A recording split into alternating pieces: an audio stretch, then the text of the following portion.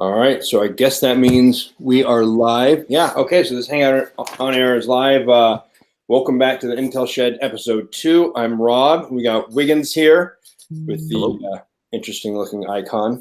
And we got a lot of stuff to cover. It's been a little while. We did the very first one of these right before I went on a trip, and then we had the Christmas break. We both have families, so we both had a house full of screaming kids for the last few weeks. So this is kind of the first time that we got to do this again, and there's just a lot of stuff that's been going on.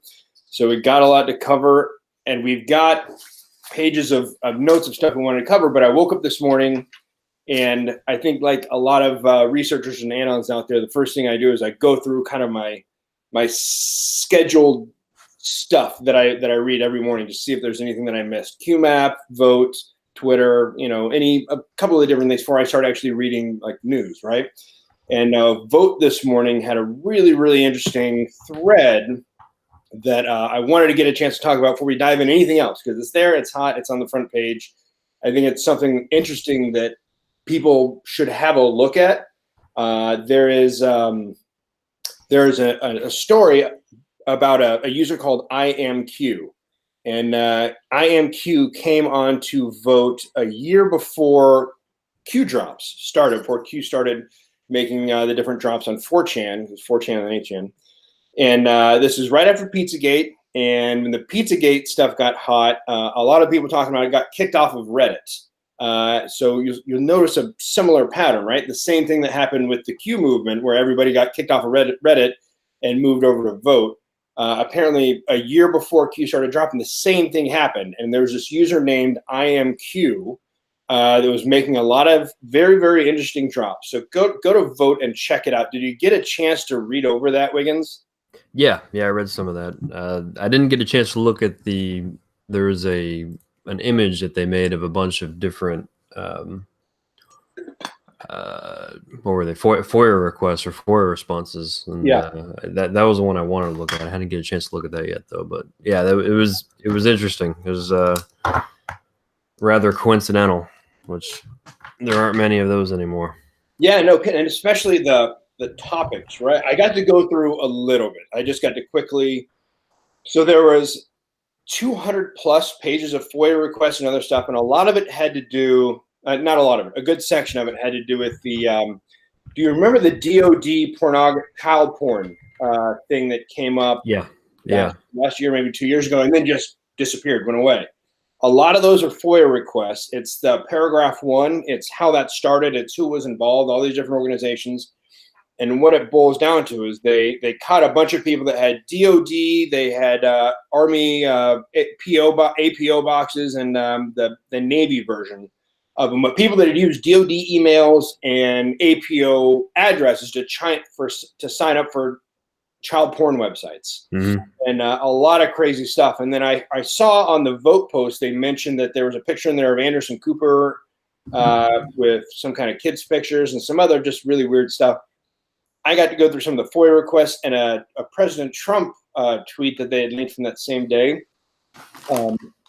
It's going to take a while to really dig into that because it's just an overload of information. But there was one quote, there was one thing that this user IamQ had said that really, really sparked my attention, made me go, okay, well, what is there? And it's that any man can accomplish any feat as long as he doesn't care who gets the credit. I don't think it's verbatim, but basically, and that's It's interesting because that's kind of the whole Q phenomenon in one sitting, right? Like it's amazing what you can do if you're not scrambling for attention or trying to get credit. And again, this is kind of a good seg into your article. It's one of those main evidence pieces that makes you kind of realize this whole thing isn't just some kind of for the lulz LARPing, right? There's something behind it because, as your article very well lays out, and we should, mention everybody that we put out an article that Wiggins wrote before the Christmas break holiday that we posted last week. It's a military intel analysis of Q, and it's on Heroes Media Group. I've tweeted a couple times, both from my Twitter, and then Heroes Media Group has tweeted it. And it goes down those 3 basic assumptions, and that's one of them. Well, why don't I before I bury the lead or spoil it, do you want to discuss that article a little bit? Yeah, so I wanted to write something where I would approach it as if I was looking at it from an Intel analyst point of view, and I would, it's a sort of product that you'd present to someone above you who is making decisions about something. So the way I came at it was coming up with the only three outcomes that I could think of would be, Q is completely a LARP, just fake, made up, someone run along and playing a game. Q's legitimate, and I was in the middle of trying to pull it up, and now I can't even remember what the third one was. But it was Q is basically Q is a LARP. Q is a PSYOP. Q is a legitimate insider with access to intel. That's right, PSYOP. Yeah, PSYOP being a third one. So in kind of the results that I came to is that there's enough coincidental things, evidence that points to there being far more likely to be a legitimate insider, and the second place scenario being it's a PSYOP with some access to insider information, and the least likely option being just a straight up LARP. And there was I was reading through some of the comments on the VOAT thread, and one of the person was saying that this wouldn't be something that would convince a lot of people. But to be honest, I wasn't really trying to convince anyone of anything with it. It's what I was trying to be is that an objective analysis of the evidence that is available, and part of what we're coming at with our background is, the goal isn't to convince someone of something. The goal is to explain our analysis of what we see, why we see it the way we see it, and try to anticipate what's going to come in the future based on what we've seen in the past. So if you can give accurate, objective analysis on something that a decision maker can appreciate and understand, then they're going to be more likely to make a decision that is going to be more valuable in the future. So that's what I was going for. I was trying to give some analysis that people could take a look at and say, all right, well, here are the reasons that this seems to be a legitimate operation, someone behind this with actual insider information, as opposed to, it's just a LARP. But more than anything else, for me, it was it helped me kind of break down my thought process on how I'm coming at this and why I see things the way I do. And the biggest thing that I came away personally from putting this piece together was that for me to accept that this is all a LARP and or a PSYOP would require me to believe that Donald Trump is basically flying blind. He's been flying blind from the moment he got elected. Everything he's done up until the election was just to get elected, and everything after that, he's just been muddling through it and trying to figure it out on the way.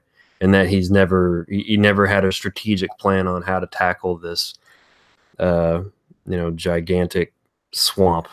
And that just does not hold water from an objective or subjective standpoint, because that's not how he operates. I mean, he makes plans, he makes strategies, and he thinks things through long term. So the way Q approached this from the very beginning is a very strategic picture of getting more people to understand the broader picture, understand what's going on in the behind the scenes, behind the curtain, so that there's enough research and enough noise being made that the old game of hiding behind the mainstream media and hiding behind narratives that lead to nowhere, that game's over. And I think that was more than anything the tactical approach that Q has been taking from the very beginning.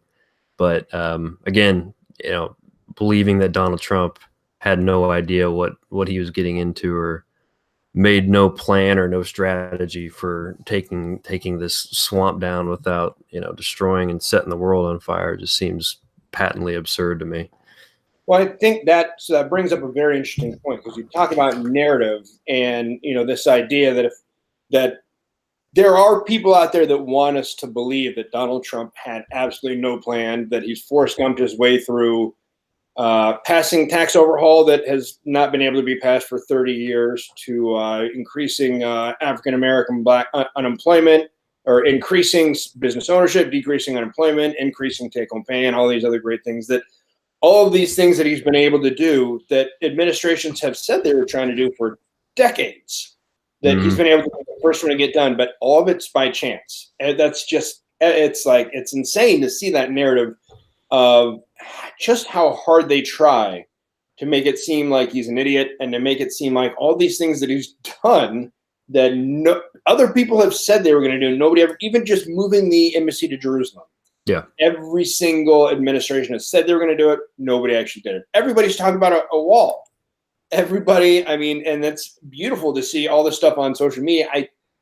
I cannot understand if our politicians today think we're either too stupid to remember, or they forget that we have access to videos from just 10 years ago, where Chuck Schumer, Nancy Pelosi, Hillary Clinton, everybody's talking about the scourge of illegal immigration.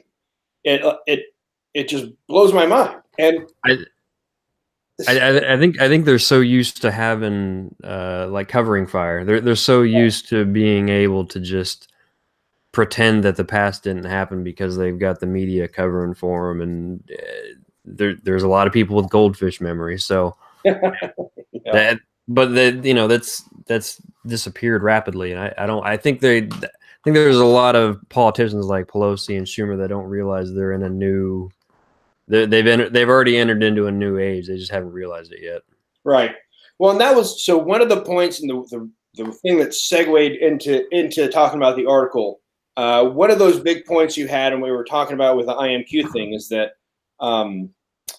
if this were some kind of a LARP, right? Somebody doing it for the lulz, somebody doing it with some kind of for money or some kind of game, there would be people that would be vaulted, right? There would be people that we would be directing. You talk about this in your article, that people would be led to directed to follow or see, and it would all be moved in one direction. Somebody, creating accounts. And that's what is starting to scare me, is that we are seeing certain kind of trusted accounts that are starting GoFundMe pages and really, really pushing their Patreon and stuff like that.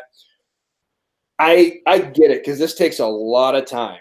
Yeah. It takes a lot of time to do this kind of stuff. And like, people that have never made a YouTube video or a podcast or whatever don't understand how much time it goes into editing that and posting and promoting all that. So I get it, but so I understand, like, Praying Medic is the first guy that really got me into start listening to a lot of stuff and following his YouTube videos every day. And I get it with him, but I've seen a couple of other mainly Twitter focused people that's kind of all they do now, is tweet their, donate here, send us money here. We want to do this. We want to do that.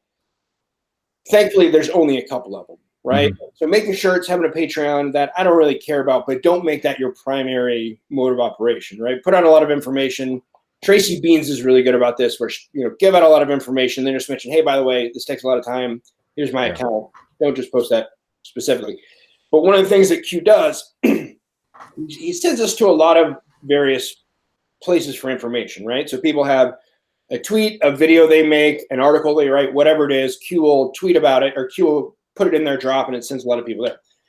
If this were an actual LARP, there would be one person continuously. But if you look at it, there aren't any specific people that really get multiple drops, right? So he spreads the wealth, so to say. If this were a LARP, if there were actually some kind of motive, I mean, you've got to think about the sheer amount of time. And this is for me, this is one of those things that made me really come to that conclusion that it's true. Now, writing the article, number one, it's good that we can see that people are actually going through a logical thinking process, because so many people today just go yes or no, and there's no thought. Yeah. There's absolutely no thought. They take a narrative, from their friends, from their media, from a just moronic celebrity somewhere on Twitter, and they just go, "Oh, that's it," and there's nothing going on between here at all, and it scares me. It absolutely scares me. But I completely lost my train of thought because I started talking about No, well, yeah, I think there's something about the way, like from the very beginning when I saw some of the Q posts come through on 4chan, before 4chan got completely compromised and the mods are all pieces of shit. Anyway, it was objective. It was an objective flow of thought, and there was everything that was coming out of it seemed like an intelligence report. Like someone was putting together something that's like, hey, here's this product. Here's the way I see the world. Here's why. Here's the evidence I have to back it up. And this is what's going on behind the scenes based on everything that I know and everything that I've seen.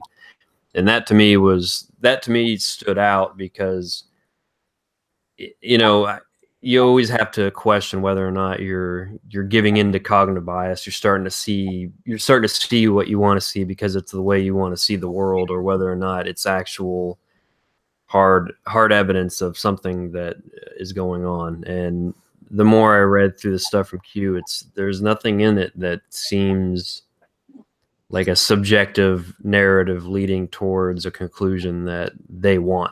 Right.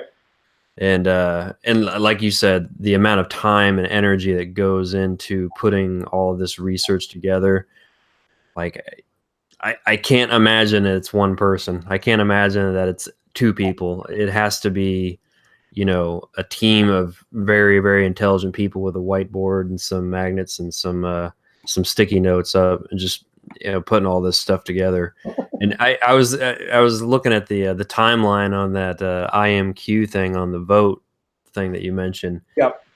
And it would make sense that it would be about a year of time before there would be something that could get put together, before the strategy, the broad strategy of whatever Q is going to become and do. Because there's a lot of stuff there, and it's been rolling out slowly, drip by drip or crumb by crumb over time. So the year timeline makes sense after that initial IamQ thing, before the first Q drops on 4chan. Yeah, well, and that was where my train of thought was before I kind of lost it. The sheer volume, the absolute sheer volume of types of information, right? So I am a huge consumer of news and intelligence, right? Every stream I can get, and that's just part of our background, right? I was stationed in Germany, right? We were one of those 110 and 11, right? There's a lot of something happens in the world on your hemisphere, you go, right? Yep. So I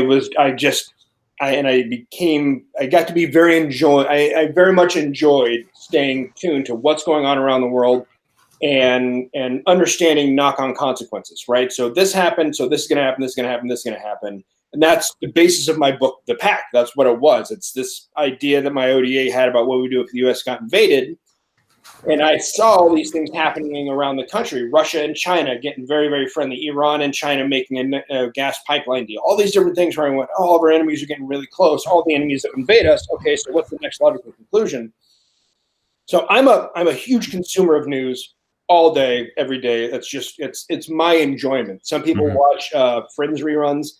I tune into the news. I just want to know what's going on around the world. What does this mean? If I see this, what does that mean? So for somebody that 18 hours a day, I stay tuned into different tidbits of news that's going on. I look at the sheer amount of different subjects, different directions, different conclusions, different players that are involved in the Q drops, right? And that's that first article, the What If QAnon and the Great Awakening are real, that I wrote. It took an hour and a half to read because it had so many parts of it. And that was only a tiny, tiny, tiny, tiny fraction. Yeah. Tiny fraction. And it took me 2 months, I think, to write that article, because I had to boil so much down into one consumable piece. And it took 2 hours to read still. And that was a tiny, tiny fraction, right? So if you look at just the sheer amount and trying to comprehend that one person out there is doing this for no money. Yeah. with no, and that was another good point you made in your article, right? Who's paying? Who would fund this? Like, Yeah. would the cabal do this as a psyop, understanding that just shedding the light on the fact that they exist is going to have a lot of people start looking very, very deeply into them, and it's going to create a lot of ripples in a lot of different pools. Yeah. right. Of course, there is the other thought, like, okay, what if that's an unintended consequence? But again, the sheer amount of planning and stuff, and you take up, again, the statistical improbability of this being false because of the amount of things that have been correct. John McCain, death down to the date. The Ruth Bader Ginsburg, which is something I really wanted to get into today. Mm-hmm. Just the sheer improbability, just those two alone. Those two, right? So John McCain, knowing about his death a year in advance to the minute, or a month in advance to the minute. And then now all this stuff is coming out that it was John McCain and his staffer that gave the dossier to BuzzFeed. It's all becoming public long after Q started dropping about it. Now we have this Ruth Bader Ginsburg stuff where I have a feeling we'll find out pretty quickly what's going on. Just those two. Yep. Take out the other thousands. Take out the other 3,000 odd drops that there have been. Those two.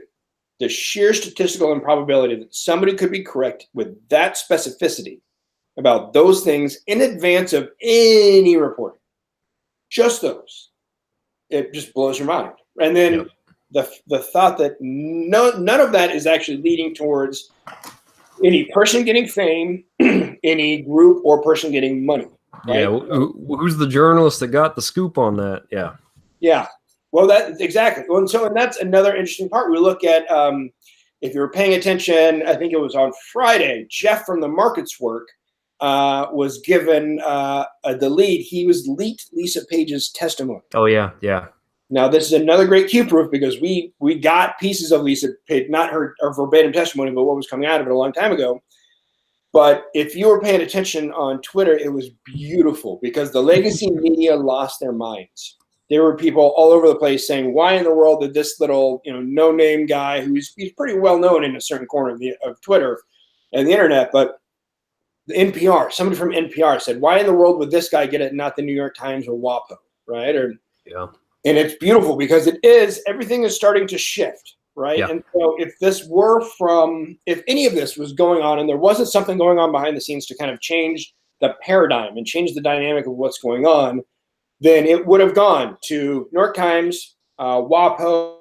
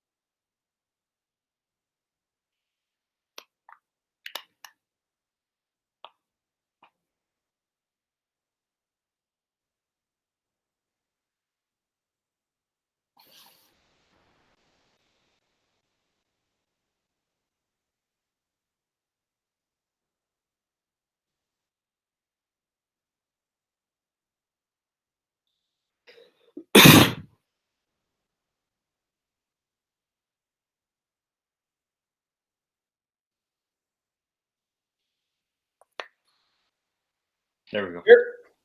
Yep, hear me? That's 2 for 2. Okay, so picking back up on the same idea, if something had that to go to just purely WAPO would have been on the New York Times, but sending it to somebody like the Markets Work, a guy Jeff has been following Spygate and specifically the FISA portion of this to great detail. Yeah. Whereas everybody else, you can see their entire coverage has been spinning a narrative rather than actually reporting things, and their narrative doesn't make sense to even anybody that takes a second glance. It does not make sense. There are too many things coming in, and it's beautiful because it's just another one of those things showing that there is somebody there who has access to something as classified as closed door testimony, closed door Senate testimony transcripts. that is giving them to someone that is not in the legacy media, that they're doing something very much against the system, which that in and of itself, you take that, you take Q, you take the things that Q is talking about, you take the things that Q is told to try to advance, and it kind of brings this greater picture that there is something going on behind the scenes from somebody that has access to information and intelligence that is doing things in a very abnormal fashion, that is not trying to make money from it, and is not trying to highlight one specific person, that it's going to some other ulterior motive, that is bringing in pieces of information, sheer data, from such a wide array of sources, many of them closed sources, completely not open source that things like us can find, but they are sourced in in different open source things. But yeah, just the level of detail, just think about the sheer magnitude of the different topics and the level of information that have come about those topics. Now try to picture one human being that could do that and would do it for free and would do it without trying to get anything from it. And that blows my mind. I can't see that being feasibly possible. And again, not doing it for, or being able to do it and still survive, Right. Yeah, because someone's got to be paying the bills. You can't just do all this stuff without, especially if they're married, which Yeah, I think that's what you both know. I'm just going to the grocery store. I'll be back in 4 hours. Yeah. Well, not even just going through this stuff and just trying to read it, right? Just trying to read it and digest it and cross-link it, right? Just the sheer amount of stuff out there. To think that somebody is doing that for no money. And that's, I'm going to tell a story I probably shouldn't tell. After writing that article, I got acquainted with different people that do different things for different organizations and some of the government. And just, it's interesting some of the stuff that's going on right now, where some assets are being allocated. So speaking of that, we're kind of along this, okay, there's a lot of different reasons out there that Q is obviously that something is going on there and that something he's got access to verified information. It's a team, right? That's one of the past Q drops that I really wanted to cover today, and I've got it all the way at the end. I know we've got a hard out today, so there's stuff that a lot of stuff that I'm not going to be able to cover. But Q drop number 6, right? So this is a very important part of it because we're talking about kind of where is Q, what's the motive, where are they coming from? Drop number 6, we went through 5 at the end of our last show, but drop number 6 is the one that specifically tells us where it's a team, right? And that's something I think that's it kind of drives further home the point of where this is probably coming from.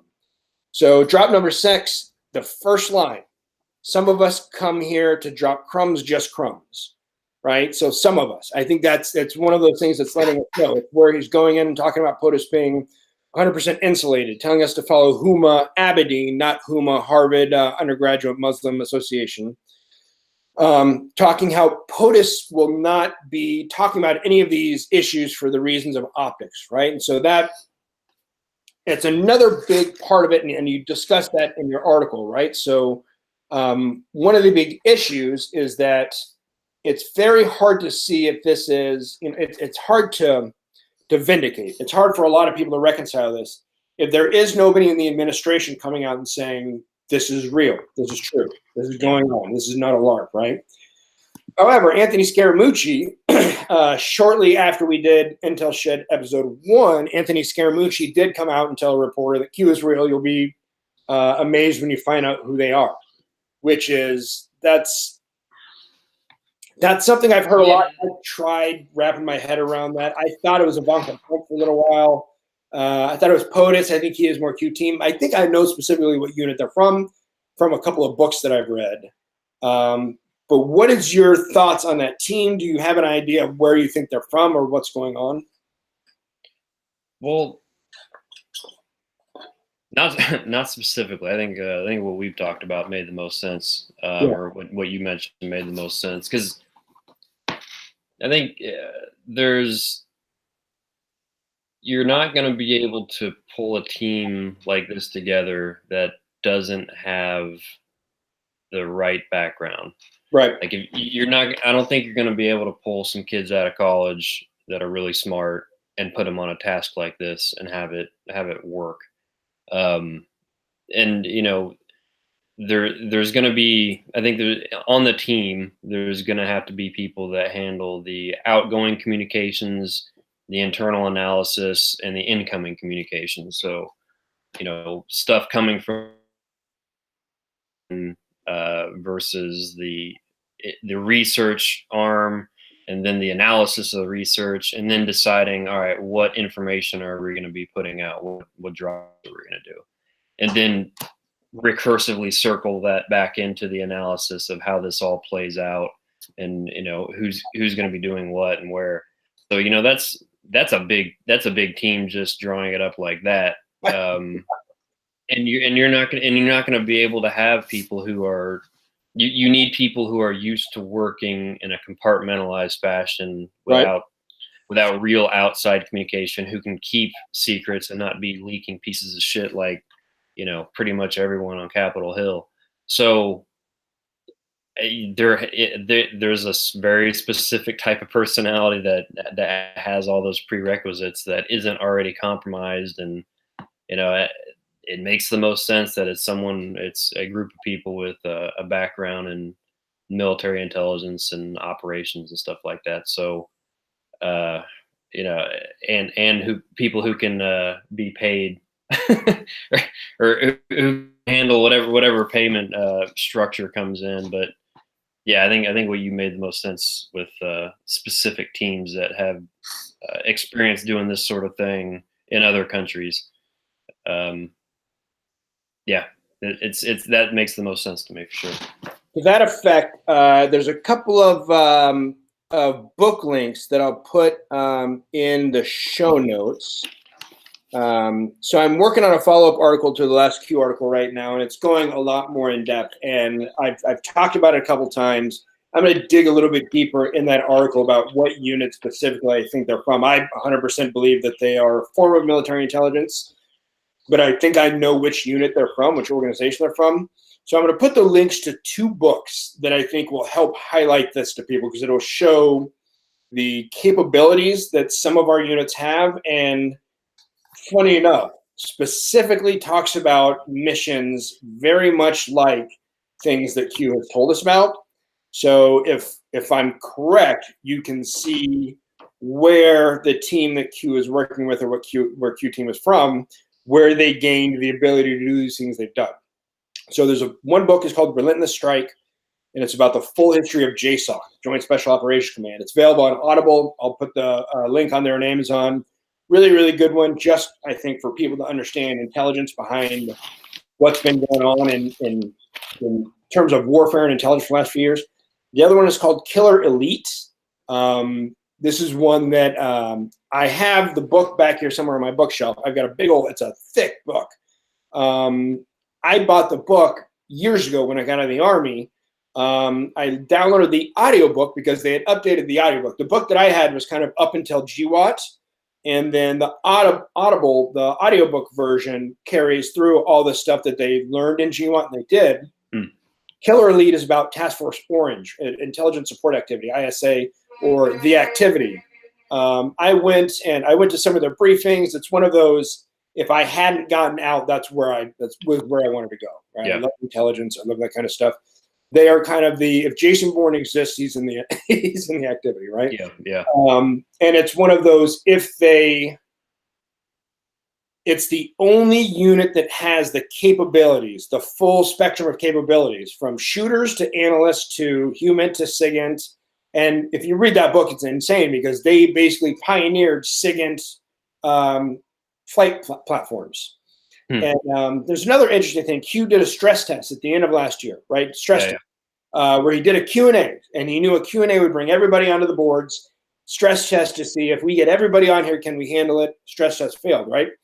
One of the questions from that stress test was, who are the wizards and warlocks? Now, I remember this from when I first got into Q drops, and over 2 days, I read every single drop that there was and went through and started doing all the background. And that one really stood out to me. I really wanted to know who the wizards and warlocks were. So I went through and looked it up, and Q's answer during the stress test was that they're the guardians of intelligence. Well, the wizards and warlocks are actually code names for naval intelligence units. They are naval intel units that have airframes that gather SIGINT, right? So there are those who have said that we have drones around the U.S. 24 hours a day, 24/7, 365, that are nothing more than SIGINT platforms. Now, if you read those books, Relentless Strike and Killer Elite, it talks about how the activity, Task Force Orange, built when they were trying to hunt down, I can't remember if it started with Escobar or the Jackal, but one of those, how they pioneered those. They took Cessnas and filled them with every bit of just completely customized SIGINT equipment and would fly over these cities where they thought he was, just trying to pick up any traffic they could. Yep. And they developed all these different platforms to try and to bring it in and be able to figure out what it was. But wizards and warlocks, those are the names. Those are the unit, not code names, but the unit slang terms for these different units. And that's where they come from, right? A lot of this stuff was built. It was pioneered. So Task Force Orange, the intelligence ISA, is a part of JSOC, right? So JSOC is kind of this grand overarching organization that controls all these different special operations units, shooters, intelligence, some support, and it's got all the different, it's got all the different special operations branches, and just unbelievable. Those books, it really is. And the one that really, really, really, really kind of cemented this for me was one that I read about in Relentless Strike, because everything's compartmentalized. Even from where we were, you didn't hear about a lot of the missions that were going on. Yep. There was a mission hunting insurgents in Iraq where they caught them when they realized they were going. So at first they found out that they were going into internet coffee shops all throughout Baghdad. That's how they communicated. They weren't communicating at home because they knew we could track them. So they started having plainclothes local assets, essentially going to all these different coffee shops. They try to ping and figure out who's communicating to these known networks. Anytime they were, they'd send somebody in there. They'd go roll them up at these coffee shops. One of these guys got smart and they stopped sending emails because they knew we were tracking their emails. They knew we had all these lists and we had gone through it. And thanks to General Flynn, we had weaponized intelligence. We had been able to figure out all these different networks. And if anybody communicating these networks, we could find them like that within a couple of minutes. So they started going into their Gmail, writing a draft or writing an email, saving it as a draft and not sending it. Yeah. So people had access to these specific Gmail accounts, and they thought if they just never sent it, they would be able to stay way off the radar of any of our intelligence guys. And then they caught wind of it. They figured out what they were doing. And they developed a program within the activity to specifically track that activity, right? So one of the things so there's a couple of these different identifiers that kind of showed me like, okay, I think this is where they are. And that was one of them. The email programs, the fact that they have shooters, intel, they have analysts, they have SIGINT, they have human, they have basically this full spectrum. That's the only place that I know of that actually has it. Because the agency doesn't really, they have shooters, but not that kind of shooters. Yeah. And it just, very, very, very interesting. And I really think that Q team wanted us to know that, right? Because if you look at the hints, if you look at the different stuff that they've dropped, the pictures that like guys that have access, that have an understanding of those kind of things, it's blatantly obvious. Now, it if you know what you're looking for. I think that's the thing. And even for me, it took a while, and it took reading that book to really make it kind of jump in my head and go, oh, wow, okay, so this is where all this stuff comes from. This is where they have access to all. And it makes sense because they're government. So they don't have to worry about getting paid from some outsourced force because their entire money is from that. Now, a thing about the Q drops that I find insanely interesting. Do you know about the Green Beret Foundation and all the stuff that happened with them recently? Yeah. Were you following the Instagram account that was talking about all the behind-the-scenes drama? No, I didn't see any of that. So there was, let me get a drink of water before I go into it. So Green Beret Foundation, love them. There was some stuff that nobody really needs to talk about just drama, baby mama drama going on between some of the board and the woman who was the CEO who started it. Doesn't matter what it was all about. That's beside the point. But there was somebody that was intimately involved behind the scenes. And a lot of people really wanted to know what was going on, right? It's a foundation. So it exists purely by donations from its members. And a lot of its members knew something was going on, but had no idea what was going on. And they were all basically saying, hey, if you're not going to tell me what's going on, I'm going to stop all my donations. One of the people involved in this party, in this lawsuit against the other, put a gag order on everybody. Basically said, nobody can talk about anything with this. If you do, I'll sue you to Kingdom Come. Nobody's allowed to talk about anything. So you have one of these parties saying nobody can talk about it. Everybody that's actually giving their hard-earned dollars to the foundation saying, hey, if we don't know what's going on, I'm just not going to send you my money. It's not worth this drama. So somebody intimately involved in the behind-the-scenes details got on Instagram, started an account. I can't remember the name was. It had something to do with Deo Presso Libre. And they would start posting a picture of a nursery rhyme, right? So like Little Miss Muffet, one of those pictures from a kid's picture books that had the nursery rhyme and a picture of Little Miss Muffet. And they would basically divulge everything that was going on, or at least a part of what was going on, through nursery rhyme, right? So Little Miss Muffet sat on a tub eating her curds and whey. Well, it'd say Little Miss Blank sat on the board, and it would tell this whole story. But number one, completely anonymously. Yeah. Number two, through this vector of being a children's nursery rhyme. So they weren't blatantly saying, they weren't violating their gag order. Yeah. By talking specifically, straightforwardly about what it was. But anybody that could kind of look at it and stretch their mind a little bit could figure out the story. Put the pieces together. Right? It made it very interesting for me to look at this. Interesting. And realize that somebody doing that, okay, so that was somebody involved with the Green Beret Foundation. Somebody was Green Beret. The way that it came out in the intelligence, just the methodology, was very similar to Q, right? Very similar in this, how do we say something without violating, how do we give a massive dump of intel without violating the state secrets clause? Yep.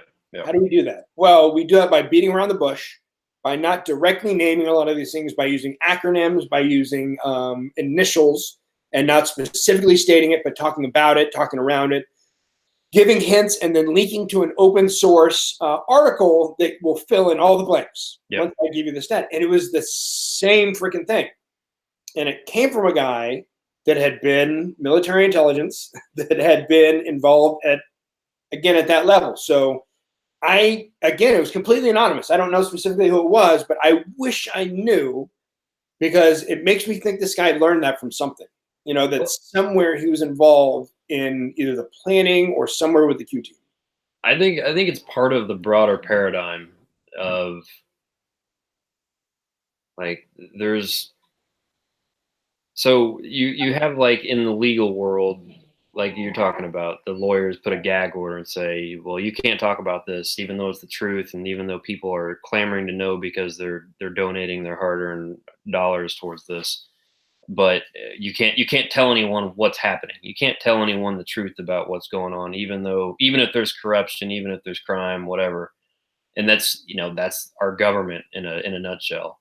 That's the world government in a nutshell. But yet at the same time, the people who are committing these crimes are the ones that are paying the lawyers that are saying that you can't say anything. Yeah. And it's this, we've become a slave to the legal realm of, you can't do this, you can't do that, but then at the same time, there's an obvious multi-tiered legal system or multi-tiered justice system where if you have enough money, you can basically get away with anything you want because you can prolong the legal pain. Right. So I think the shift in the paradigm is that, well, you're going to play your games. Well, we've learned how to play our games, so this is how we play our games now. And I think it's shattering that paradigm with the broadcast of information over the internet that can't be unchanged and can't be unseen, and it can be easily replicated and reproduced and sent all over the globe 1,000 times over.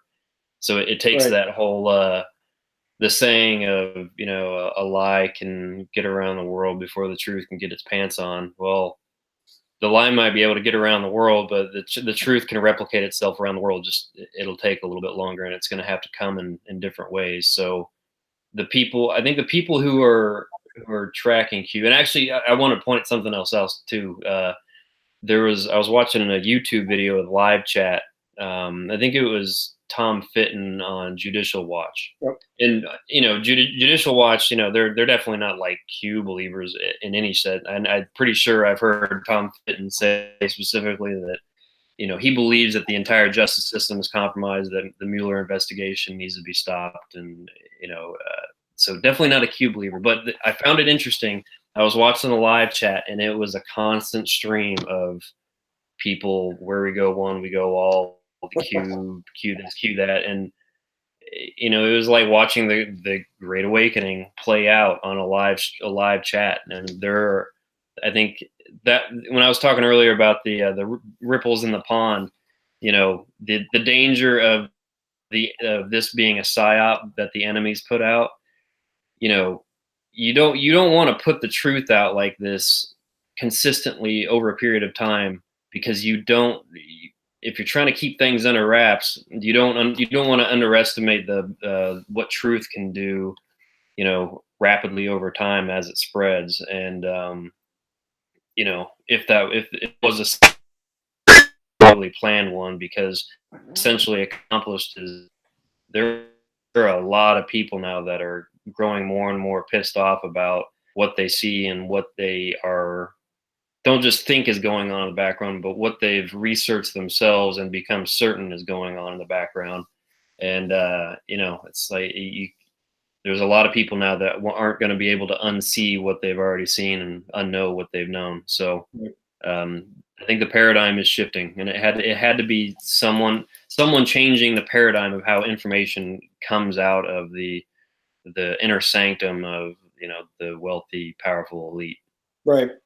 Well, you brought up a really good point about seeing, watching kind of the Great Awakening in real time and the numbers, right? So there are a lot of the legacy media and a lot of the kind of anti-Q MSM that want you to believe this is just a tiny, tiny fringe movement, alt-right, whatever they want to call it. But basically that it's just some crazies hidden away somewhere, and it's not, nothing significant that you should be worried about.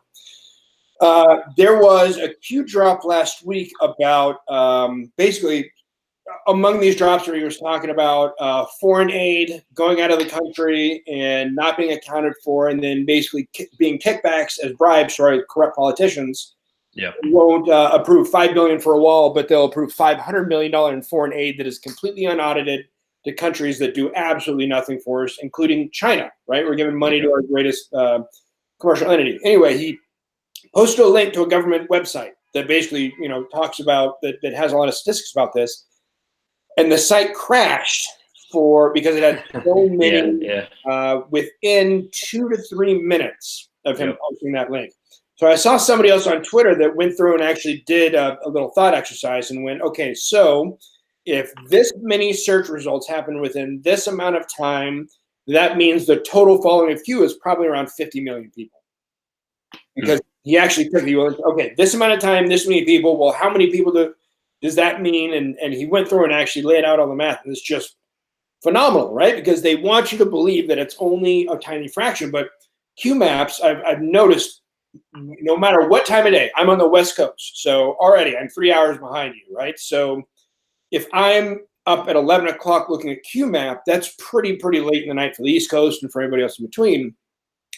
200,000 is the low number of people that I've seen on QMap at any time over the last couple of weeks. That's any time of day. The low number. Now QMap is just one of many. I started on was it Qanon.pub? Which one did I start? Yeah. I can't remember which one I started with. QMap stuff. No, whatever. I started one that went down. But if you look at that, there's all these different ones. There's the automatic update that you get on your text on your cell phone now. There's so many different methods, so many different places, and it's unbelievable the amount of people that are actually following this now, I guess is what I'm trying to say. And it's growing. It's growing, and they still, the only thing you hear about in the mainstream media is an attack. Yeah. It's an attack or to try to discredit it.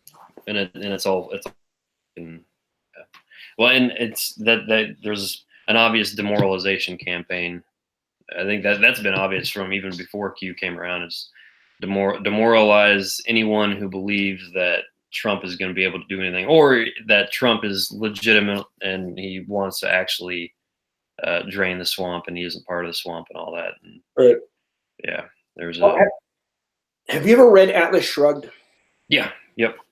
It's a shame to say I'm a libertarian. I should have read this a long time ago, but I'm about halfway through it now, and it's driving me nuts because, a lot of times if you read a book that there's been a movie made or a TV show made about, you see the characters, you see those characters that you've seen in the movie or the TV show in your head. Well, in Atlas Shrugged now, I see people in our society today. Yeah, I read it like 12 years ago, and I thought it's like reading the news right now. Yeah.